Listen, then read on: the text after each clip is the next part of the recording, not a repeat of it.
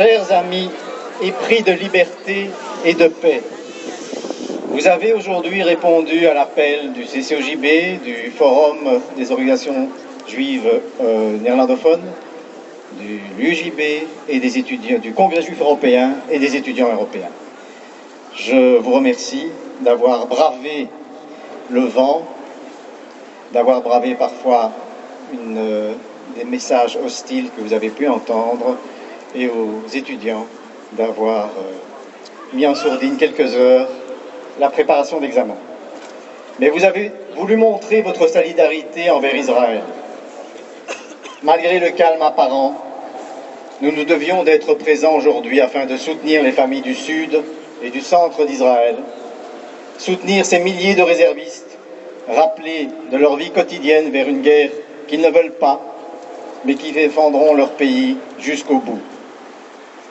Entourés de nos amis de toutes origines, et nous remercions en particulier les chrétiens évangélistes au nom desquels Francis prendra la parole, nous sommes venus clamer que la légitime défense est un droit reconnu par la Charte des Nations Unies. Oui, bravo. Oui, bravo. Aucun État au monde n'accepterait que sa population vive sous la menace de roquettes et de fusées qui ne leur restent que quelques secondes pour courir aux abris. Clamer que nous sommes attachés à l'essentiel, à savoir garder au seul foyer national juif dans le monde les moyens d'assurer sa défense et la sécurité de ses citoyens. Clamer qu'en Israël, il n'y a plus d'opposition ou de divergence d'opinion. Aujourd'hui en Israël, nord, sud et centre partagent la même réalité et font bloc. Qu'ils soient de gauche ou de droite, les habitants de Jérusalem et de Tel Aviv sont logés à la même enseigne que ceux de Sderot, Ofakim ou Kiryat Malaki. À tous les esprits indignés, dénonçant la disproportion de la riposte israélienne, nous sommes venus dire que la communauté juive, dans sa quasi-totalité, en a assez du regard partial porté sur le conflit israélo-palestinien. Oui,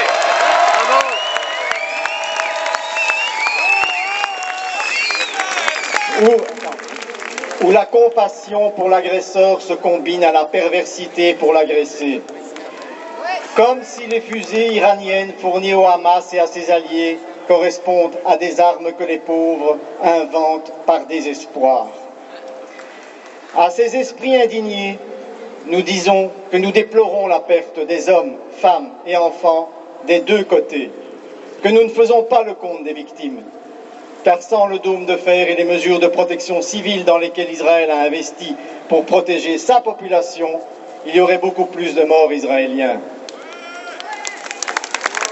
Alors qu'à Gaza, plutôt que de protéger sa population, le Hamas installe des rampes de missiles à côté d'une école et son quartier général dans un hôpital.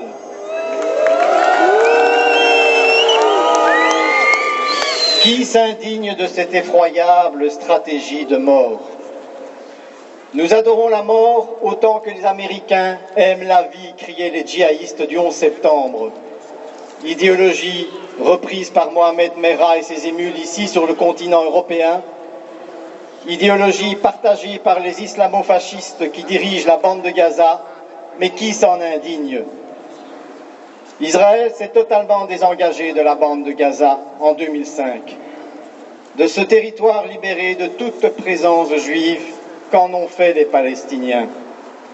Au lieu de construire un embryon d'État démocratique, le Hamas a fait de Gaza, après le coup d'État contre Abbas en 2007, un État islamo-fasciste. Parti unique, organisation inscrite sur les listes d'organisations terroristes, le Hamas propose à sa population prise en otage une société centrée sur la charia, l'absence de droits de la femme, de l'enfant et de l'homme. Qui s'indigne du fait que les hommes sont abattus car soupçonnés de collaboration, leurs corps traînés dans les rues et filmés?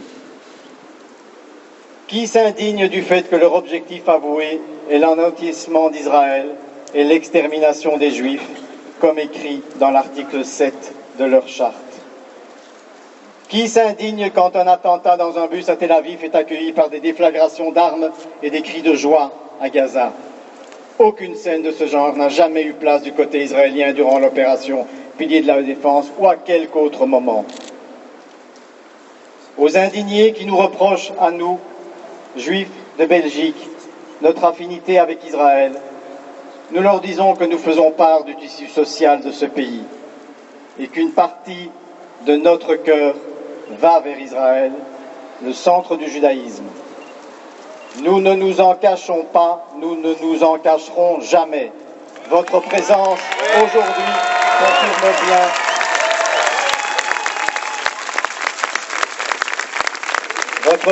aujourd'hui confirme bien ce lien charnel et éternel. Pour qui se bat Israël?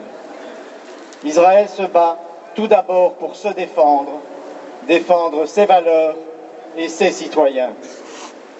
Mais Israël se bat également pour nous. Et ce nous, c'est le monde libre. C'est un monde où les hommes et les femmes sont égaux, où il est permis d'être en désaccord. Ce monde, c'est un état de droit démocratique. Il faut dire haut et fort cette triste réalité. Ce qui menace Israël menace les démocraties du monde entier. Bravo!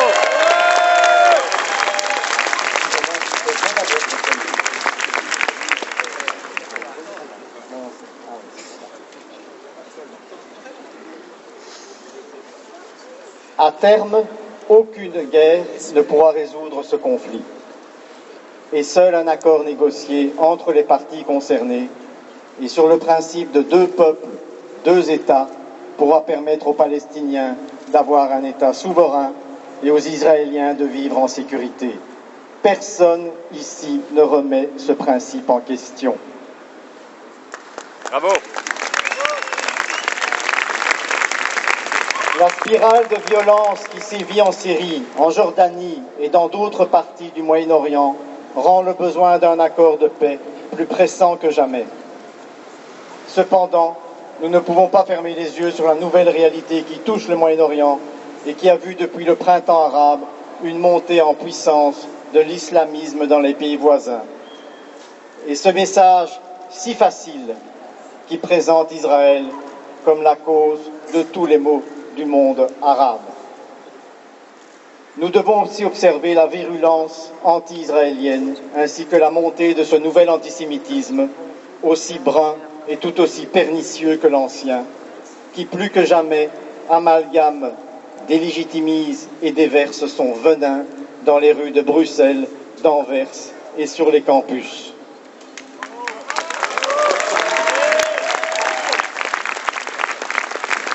Nous en appelons aujourd'hui, et une fois de plus, aux autorités communales, fédérales, ainsi qu'aux autorités universitaires et aux médias, afin que soit mise en place un cordon sanitaire, une ligne rouge définissant clairement les limites entre liberté d'expression et antisémitisme sur base de la définition proposée par l'Agence européenne des droits de l'homme.